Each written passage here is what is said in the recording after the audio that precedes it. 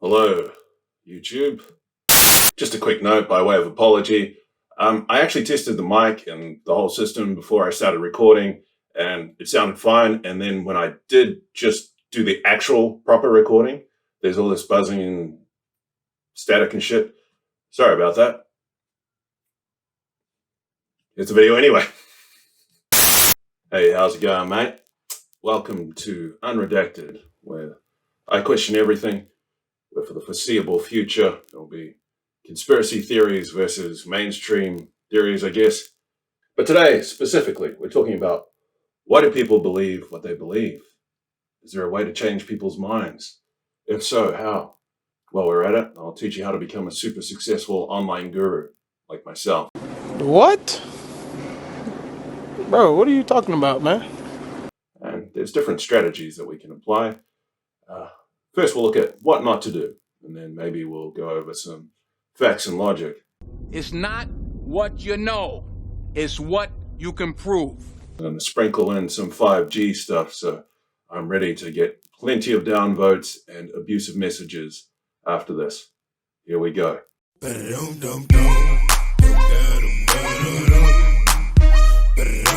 our story starts in the distant past, the halcyon days of yore, the good old days when I used to have hair, and I was a rippling, just incredible Adonis. Yes, I pine for those days. But anyway, I was born into a Mormon family. I grew up Mormon. I believed pretty much hook, line, and sinker everything that Mormonism had to teach. But I questioned things here and there. My problem was doubting the Lord's will instead of standing tall. I can't allow myself to have any doubt. It's time to set my worries free. Time to show the world what Elder Hopkins is about and share the power inside of me. I ended up leaving the church. But if it weren't for these guys, I might have done that sooner. And here's one of the approaches where I think we can go wrong. If you don't agree with me, you are a fucking moron. And maybe I'm going to indulge in doing this by explaining why we shouldn't, if you know what I mean.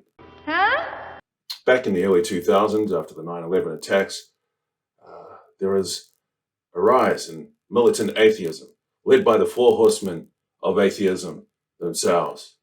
Hitch, Richard Dawkins, keep on wanting to say Daryl Dawkins, Sam Harris, oh mate, that guy triggers me so much. And yes, Daniel Dennett. He's like the Aquaman of the team. He's like Ringo Starr and the Beatles, except he has no personality. It wasn't really as offensive as the rest, and that was probably a good thing, because if I was in his position, I'd probably do the same. It's just like, dude, just shut up, like smile and be happy to be here. Like, you're literally just making up the numbers. Like, fuck off, Santa Claus. You're probably better off not existing. I don't know why I'm roasting Daniel Dennett so hard. I'm sure he's a really, really nice guy.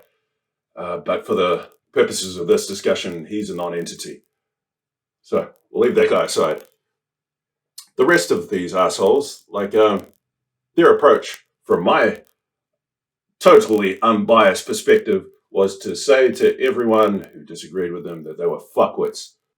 And I don't know how effective this approach is. Like, according to them, they've got plenty of letters and emails talking about how they help change people's lives. I'm sure they're full of shit. The thing is like, when somebody attacks you, it's just general human nature to kind of push back, to dig your heels in just that little bit more, and maybe push back twice as hard. Because people seem to associate with their beliefs. They identify with their beliefs. So I think you've got to try maybe a little bit more of a gentler approach, possibly. I don't think that approach worked, although Hitch is a legend. And there's a certain charm to Richard Dawkins, like curmudgeonly, just exasperation at why people believe things totally just outside the purview of what he believes to be acceptable. And I think as spiritual teachers, like I said, this is what I do. I'm also probably the hottest model that you'll ever find on Instagram. What? So go and check out my account. But the problem I see with all of this is that you're just preaching to the choir, really. Like, it's a way of mobilizing and energizing your base even. Just everybody gets on the same page and starts shitting on those who are in the out group and talk about how the in group got it all figured out and everybody else is just fucking idiots. They're not woke enough. I am better than everyone else. And I can see us doing that in the spiritual sphere right now. And I only bring this up because I do have a certain sympathy for the spiritual life. Like, I think that there's something more to everything than just the scientific materialist account of existence. That could be wrong. But anyway, let's look at this from the perspective of The Secret, the law of attraction. So I'll speak in the present tense instead of the future tense. My ultimate destiny is to be a bodhisattva.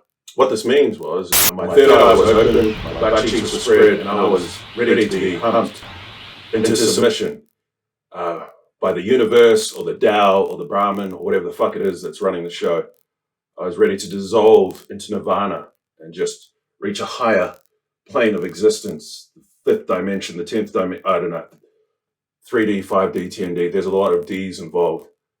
It was quite pleasurable. But in my infinite humility and just being the everyday kind of humanitarian that I am, I paused for a moment, I sat back, and I realized, I spoke to myself and I said, if one of us isn't enlightened, none of us is enlightened. And that's the Bodhisattva ethos, where enlightenment is a group activity. It's a communal experience. And I think this speaks to what we need to aim to do as a civilization. And this is no great secret. This seems like the simplest and most obvious solution to our problems in the world, which is, if a lot of people love each other, the world would be a better place to live. that's probably a good start. But things aren't that simple. We start to section ourselves off into these little groups. We get caught up in echo chambers. And I get it. I understand completely. Like, it feels good having other people validate your opinion, telling you how right you are, just blowing smoke up your ass. It feels good. But sometimes, if you want a job done right, you got to do it yourself. A super successful online guru, the hottest Adonis, Bodhisattva, the everyday humanitarian. But as I say, this approach where you just like identify an enemy and vilify them, it works to get people on your side already excited. It's preaching to the choir. But before you know it, you'll find yourself marching on Poland. So, shaming people, making them feel like idiots, it's probably not the best way to go about things. So, how do you go about it? What rhetorical devices can you use?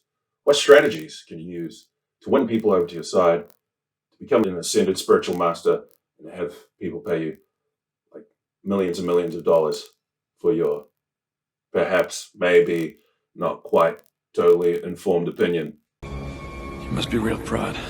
I'm gonna be real rich. Ah, yes. This brings us to the big one.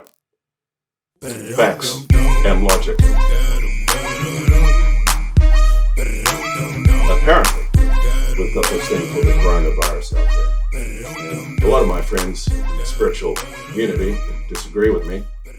Starting right at the top, with one of the great spiritual luminaries himself, David Icke. There is no COVID-19. What? There's no coronavirus. But there is where do I start? A secret cabal that everybody knows about.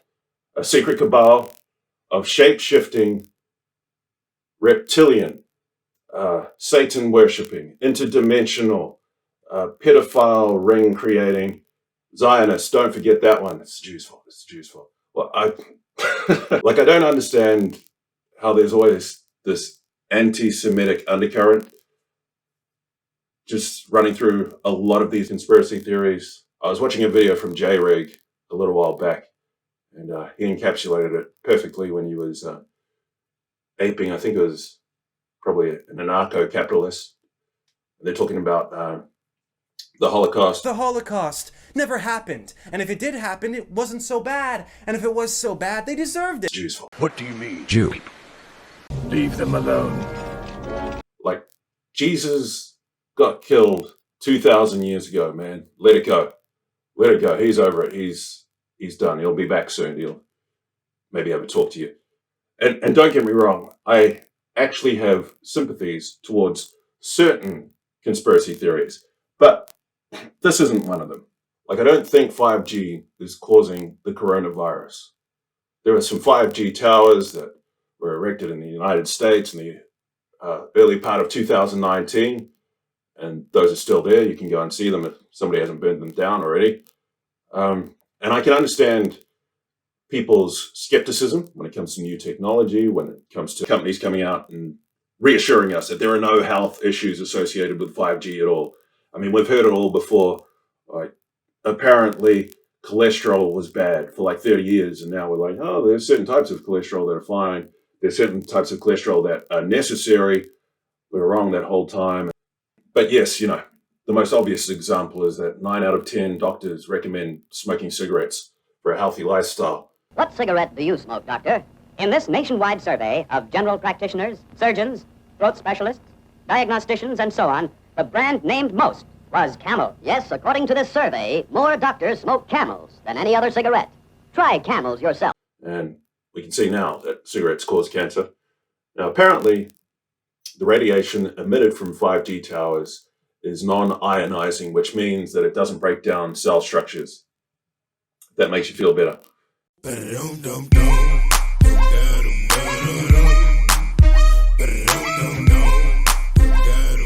of this story. This article, I'll link it below from Slate. It's called When Prophecy Fails. And there was a psychologist in 1956. He wrote a book called When Prophecy Fails. It was Liam Festinger, I think that's how you pronounce his name, and he followed a small group on the west coast of the United States of America called the Seekers, and they had a certain date set aside when the world was going to end. And that day came and passed, and everything was fucking fine. The world didn't end. People went about their lives as usual. And he wanted to see what their response was. Apparently, they redoubled their proselytizing efforts. There was pretty much no cognitive dissonance at all. They just, if anything, were more devout in their beliefs after this event came and went and didn't happen. And that seems crazy to me, but that speaks to the human condition. I think that's just how we operate. And I think we all do this. Like, wasn't the world supposed to end in 2012? And in like conjunction with the Mayan calendar, and new world order be built. I shouldn't use that terminology. A new world was to be born, a new earth, maybe that's better. And here we are, 8 years later, another end of the world. Except something's actually happening this time. Hold up. For the sake of inclusivity, let's not forget the eco-catastrophists, and disclaimer, of course we should take care of the planet, but ecocide and our impending doom has been predicted since the 1970s and it keeps getting put off. So we all make mistakes, even people with quote-unquote science on their side. And we're like, the world is going to end in 12 years if we don't address climate change. So what do we learn from all of this? I think Einstein put it best when he said, if the facts don't fit the theory, change the facts. So I think we're all human, and we all just look for justifications for our prejudice and beliefs after the fact.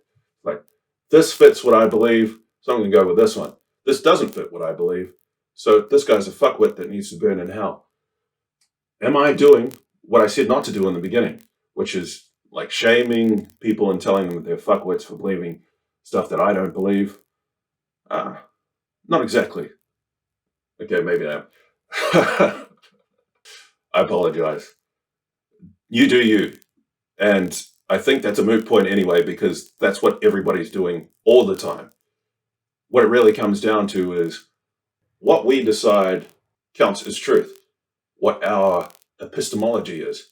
And it's impossible to know everything. It's impossible to be on top of everything. So sometimes we have to take shortcuts. We've got heuristics in place where it's just like, okay, I trust this person here, so I'm just going to go with what he says without actually doing the research. Happens to the best of us. Like I said, it's inevitable.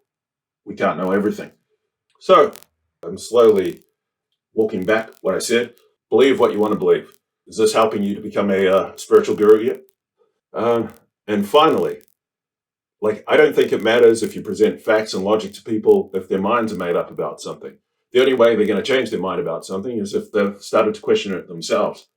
So what have we learned here today? Can we change people's minds? No.